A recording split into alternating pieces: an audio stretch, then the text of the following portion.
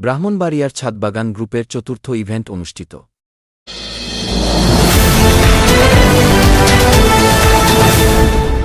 ব্রাহ্মণবাড়িয়ার ছাদবাগানগুলোকে সবুজায়নের লক্ষ্যে পথচলা online platform ব্রাহ্মণবাড়িয়ার ছাদবাগান গ্রুপের উদ্যোগে উৎসবমুখর পরিবেশে চতুর্থ বিশেষ ইভেন্ট সফলভাবে সম্পন্ন হয়েছে। ৩০শে জানুয়ারি রোজ শুক্রবার বিকাল ৪টায় শহরের সিমনা সড়কের পাশে আয়োজিত এ মিলনমেলায় জেলার বিভিন্ন স্থান থেকে আগত শতাধিক ছাদবাগানি ও গণ্যমান্য ব্যক্তিবর্গ অংশগ্রহণ করেন। ইভেন্টে অংশগ্রহণকারীদের মাঝে বিভিন্ন ধরনের চারা, বীজ উপহার হিসেবে বিতরণ করা হয়।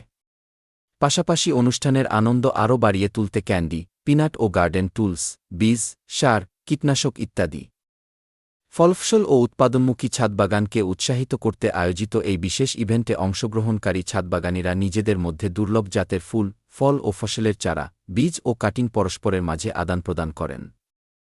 বিশেষ করে যারা উৎপাদনশীল ছাদবাগান করতে আগ্রহী, তাদের জন্য ইভেন্টটি ছিল অত্যন্ত ফলপ্রসূ। ছাদবাগান গ্রুপের প্রতিষ্ঠাতা এডমিন মুফতি কাজী এনামের সঞ্চালনায় আয়োজিত অনুষ্ঠানে প্রধান অতিথি হিসেবে উপস্থিত ছিলেন ব্রাহ্মণবাড়িয়া প্রেসক্লাবের সহসভাপতি জনাব ইব্রাহিম খান সাদাত।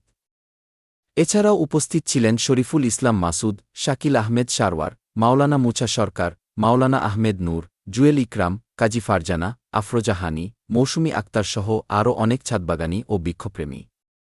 অনুষ্ঠানে বক্তব্য রাখতে গিয়ে এডমিন মাওলানা কাজী এনাম বলেন, ইটপাথরের গড়া সবুজ শূন্য শহুরে জীবনে বিষাক্ত আলো বাতাসে অভ্যস্ত মানুষ আজ খুঁজে ফিরছে নির্মল বাতাসের ছোঁয়া ও ফরমালিন মুক্ত খাবারের উৎস।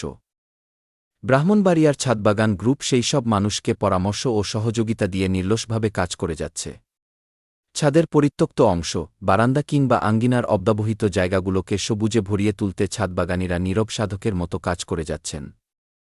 এ সময় ব্রাহ্মণবাড়িয়া প্রেসক্লাবের সহসভাপতি জনাব ইব্রাহিম খান সাদাত বলেন, ছাদবাগান করা এবং এ বিষয়ে মানুষকে পরামর্শ দেওয়া অত্যন্ত মহৎ উদ্যোগ।